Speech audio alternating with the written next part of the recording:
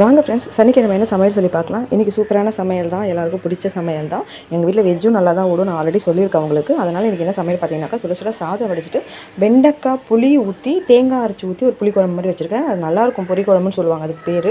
ரொம்ப நல்லாயிருக்கும், சூப்பராக இருக்கும். சுட சுட சாதத்தில் அது போட்டு சாப்பிட சொல்ல நல்லாயிருக்கும். வெண்டைக்காய் கூட அவ்வளோ அருமையாக இருக்கும். அதில் நீங்கள் இறக்க சொல்ல லைட்டாக சுகர் போட்டு இறக்குனீங்கன்னா செம்மையாக இருக்கும். சுகரோ இல்லை வெல்லமோ போட்டு இறக்குங்க. அதுக்கு சைட் டிஷ்ஷாக பார்த்தீங்கன்னாக்கா, இன்றைக்கி வாழைத்தண்டு பொரியல் தான் பண்ணியிருக்கேன். நல்லா அடித்தண்டாக கிடச்சிதுங்க, சூப்பராக இருந்தது தண்டு. நல்லா போட்டு பொரியல் பண்ணியாச்சு, தேங்காய்லாம் போட்டு. அப்புறம் எப்பொழுதும் போல் நான் 65 பண்ணியிருக்கேன். சோயா சங்க்ஸ் இருக்கு இல்லைங்களா, அது பசங்களுக்கு ரொம்ப பிடிக்கும்ன்றதுனால 65 பண்ணியிருக்கேன். அப்புறம் அப்பளம் கொஞ்சம் வறுத்துருக்கேங்க. நேற்று வறுத்த அப்பளமே ஒரு 4 இருந்தது. அது கூடவே ஒரு 4 அப்பளம் எக்ஸ்ட்ரா வறுத்து சமையலை முடிச்சாச்சு. நல்ல சூப்பர் சமையலுங்க, எங்கள் எல்லாருக்கும் பிடிச்ச சமையல். வாழைத்தண்டு பொரியல் பார்த்திங்கன்னா அவ்வளோ அருமையாக வந்திருக்கு.